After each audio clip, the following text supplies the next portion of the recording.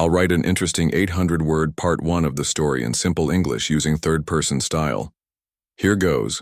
Admiral Tay stood on the command bridge of the Karathi flagship, his scaled hands gripping the railing too tightly. The massive view screen showed something impossible. A ship. A human ship. His 4 eyes blinked rapidly as he tried to process what he was seeing. "Confirm those readings," he ordered, voice sharp with worry. The sensor officer, a young Karathi, named Muck, checked the displays again. "Readings confirmed, Admiral. The vessel is definitely of human origin." The bridge fell silent. Humans were supposed to be contained. Primitive. The Conclave had made sure of that decades ago. Yet here was undeniable proof otherwise. A massive warship that had appeared from nowhere through a slipspace rupture that shouldn't have been possible with human technology. "How?" Admiral Tay whispered. "How did they achieve this level of advancement so quickly?" The Dreadnought was enormous. Dark metal gleamed against the starfield, weapon ports visible along its hull. The name Retribution was painted in bold white letters on its side. The meaning was not lost on Admiral Tay. It's positioning itself between Karathi Prime, Vex, Major, and Teller, reported his navigation officer. A perfect strategic position to strike at all 3 Conclave core worlds. Admiral Tay swallowed hard. "Alert the defense fleet, all ships to combat readiness." On board the human Dreadnought Retribution, Captain Jiwoo sat calmly in her command chair. The bridge was quiet, professional. No celebration, no cheering. They had trained for this moment for years. "Status report," she said. Her first officer, Commander Han, stood at attention beside her. "Slipspace transition complete. All systems operating at 100%. No damage from the jump." Captain Jiwoo nodded. The technology that had brought them here had been developed in secret on Earth for the past 30 years. Technology built from the memories and notes of those who had escaped the destruction of Hephaestus colony. 3 Conclave worlds within strike range, reported the tactical officer. "Their defense fleet is mobilizing, but slowly. They seem confused." "Of course they are," said Captain Jiwoo. "They thought they had eliminated us as a threat. They never expected to see us again, especially not like this." She stood up and straightened, her dark blue uniform. "Open communications channels to all Conclave frequencies." The communications officer worked his console. "Channels open, Captain." Jiwoo looked straight ahead, her face a mask of calm determination. "This is Captain Jiwoo of the Earth Alliance Dreadnought Retribution. We come representing the survivors of Hephaestus colony and the people of Earth." The bridge of the Karathi flagship erupted in panic as the humans' message played on their speakers. Admiral Tay raised his hand for silence. "Patch me through to their captain," he ordered. On the Retribution's main screen, Admiral Tay's alien face appeared. 4 yellow eyes, scaled blue skin, and a mouth filled with small, sharp teeth. "This is Admiral Tay of the Galactic Conclave. Your presence here is a violation of the terms you forced upon a species you tried to exterminate." Captain Jiwoo interrupted. "Those terms no longer apply." The Admiral's scales darkened with anger. "You have no authority here. Remove your vessel immediately or face destruction." Captain Jiwoo smiled slightly. "Look at your sensor readings again, Admiral. Your weapons cannot penetrate our shields. Your engines cannot match our speed. The balance of power has shifted." In his command room, Admiral Tay received urgent messages from his science division. The human ship's hull was made of materials they couldn't identify. Its power source was reading at levels that should be impossible in a vessel that size. "What do you want?" he finally asked. "We're here to collect what is owed," Captain Jiwoo said simply. "And what would that be?" "Justice for Hephaestus. Recognition of human sovereignty. And those responsible for the massacre brought to answer for their crimes." Admiral Tay felt cold fear run through him. He had been a junior officer during the Hephaestus operation. He knew what had been done there, what they had taken from the humans beyond just lives. "The Conclave does not negotiate under threats," he said, trying to sound confident. "This is not a negotiation," replied Captain Jiwoo. "This is notice. You have 24 hours to gather your leadership. Then we talk. The communication ended abruptly. Admiral Tay turned to see his bridge officers staring at him in shock. "Get me the Conclave Council. Now," he ordered. Back on Tuesao, the Retribution, Captain Jiwoo returned to her chair. "All defensive systems active," reported Commander Han. "Their fleet is keeping its distance." "Good," said Jiwoo. "Now we wait." She looked at the worlds on the view screen. 30 years ago, these same worlds had ordered the destruction of everything she loved. Her parents, her home, the peaceful life that was supposed to be humanity's first step into a larger galaxy. "For Hephaestus," she whispered. Around her, the crew of the Retribution prepared for the next phase of their mission. Earth was no longer hiding in the shadows. The time for justice had come. Admiral Tay sat alone in his private quarters aboard the Karathi flagship, staring at an old holographic recording. The faces of the Conclave High Council from 30 years ago stared back at him. He had been a junior officer then, standing to the side while history was made. Bad history. The recording showed 7 alien species represented around a large table. In the center stood 2 humans in simple exploration uniforms. "We come in peace," said the male human in the recording. "Earth wishes to establish diplomatic relations with the Galactic Conclave." Admiral Tay paused the recording, looking at the man's face. The resemblance to Captain Jiwoo was clear. "Her father," he resumed playback. "Humans have demonstrated remarkable adaptability," said the Vex representative.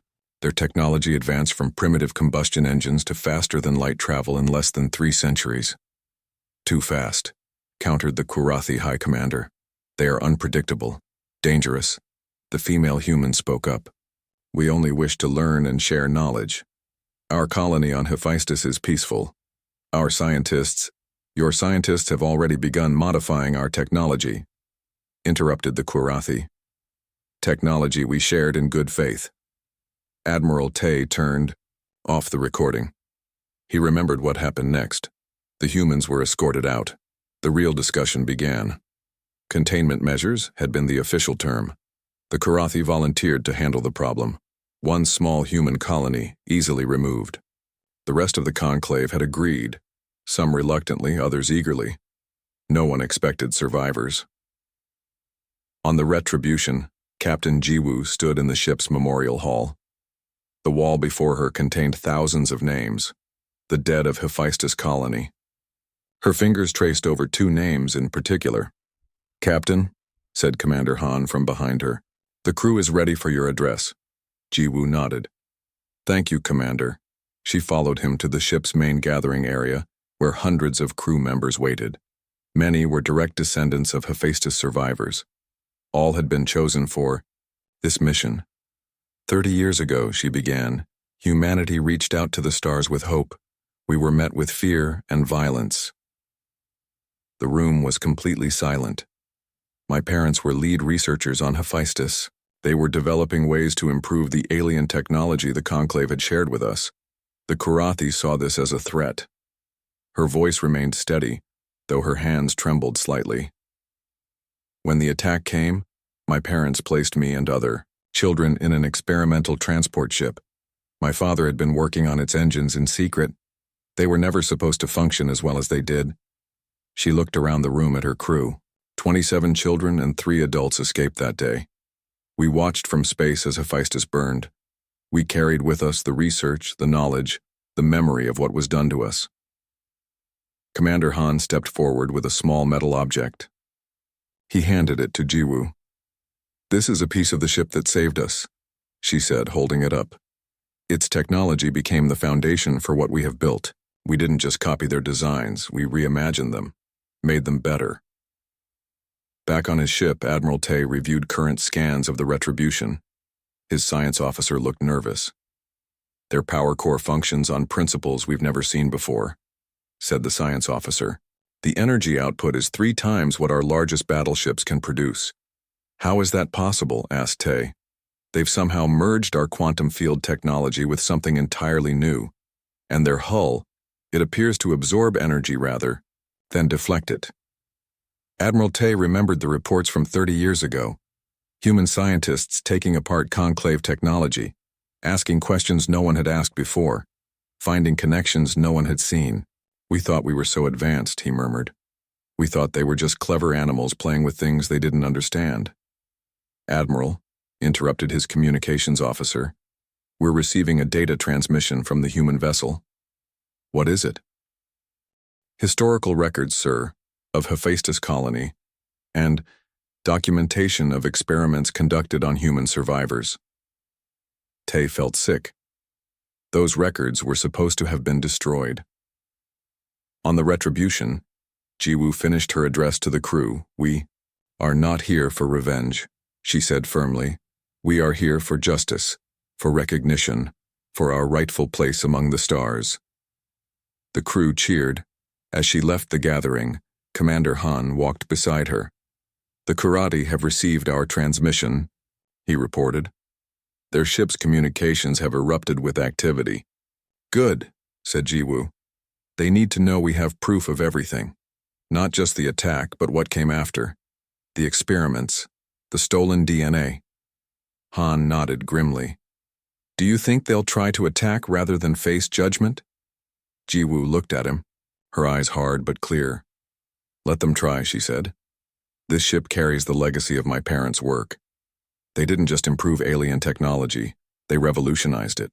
The Conclave has no idea what we're truly capable of now." She turned to look out a viewport at the stars. "We've had 30 years to prepare," she said quietly.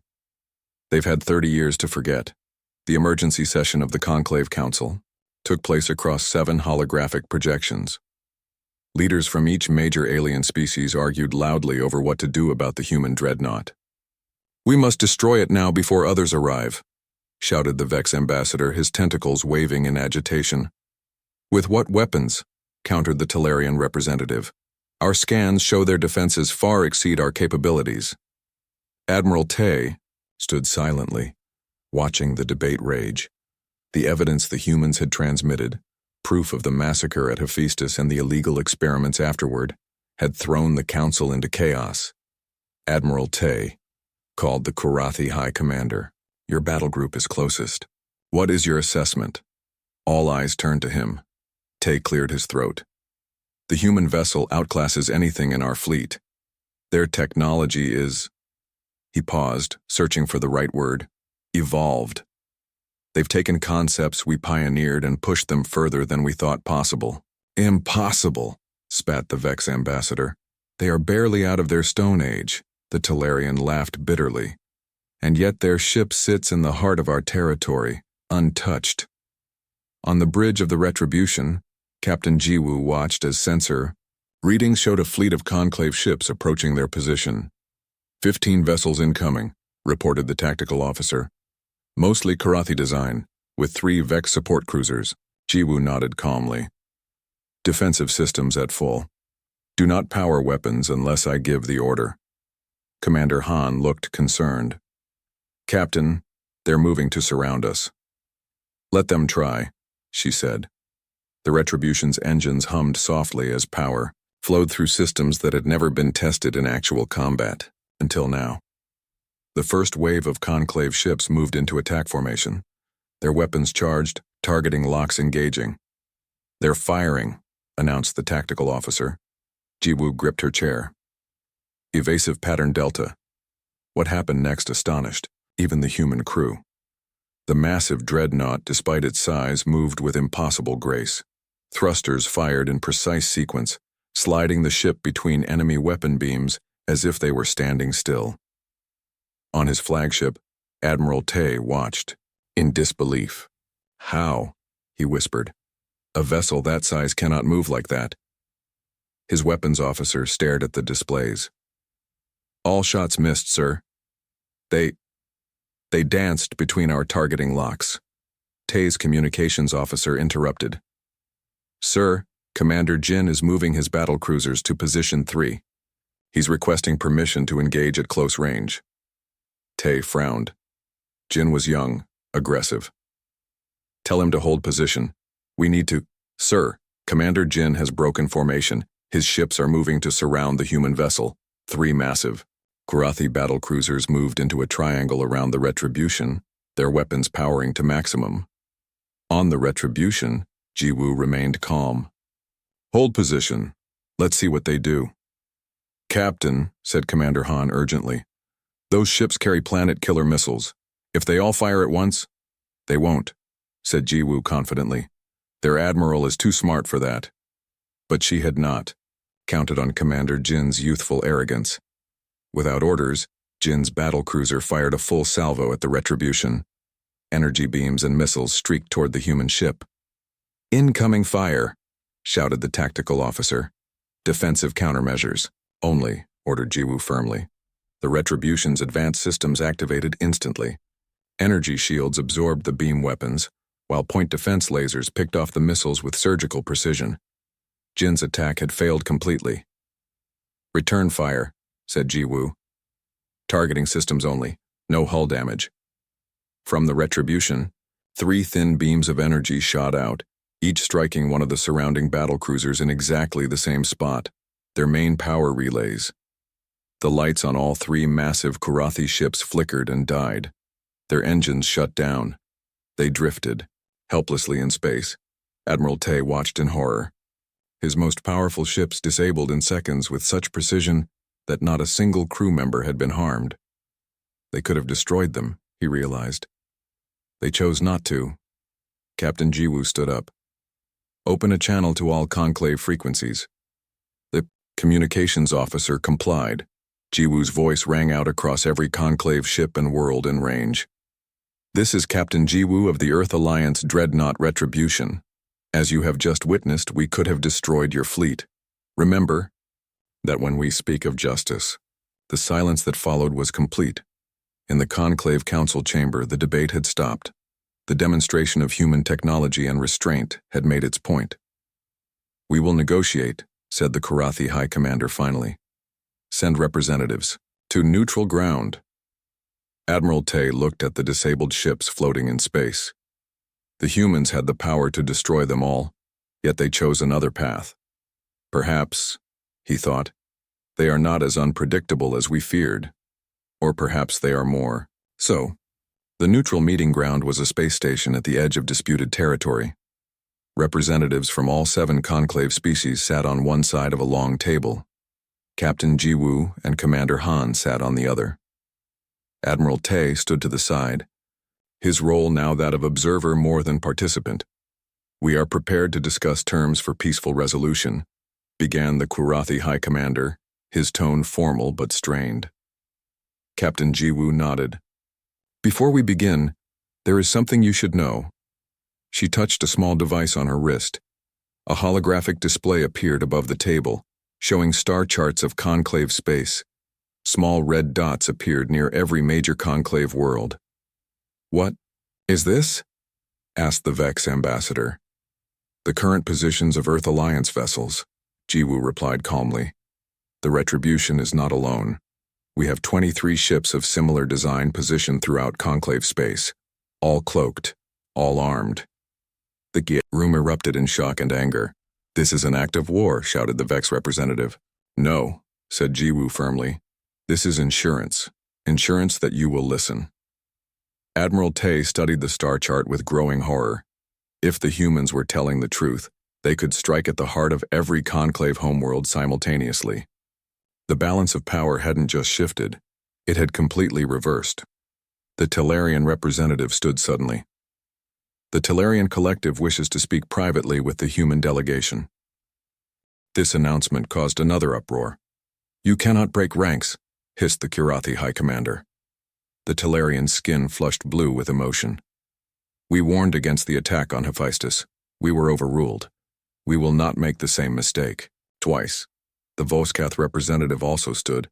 "We too wish separate negotiations."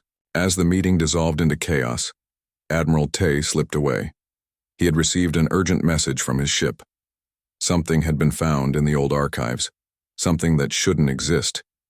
In his private quarters, Tay reviewed the files his officers had discovered. His hands shook as he read the contents. After the destruction of Hephaestus, Karathi special forces had taken human survivors. Not all had escaped, or died. Those captured were used in biological experiments. Human DNA was harvested, studied, and weaponized.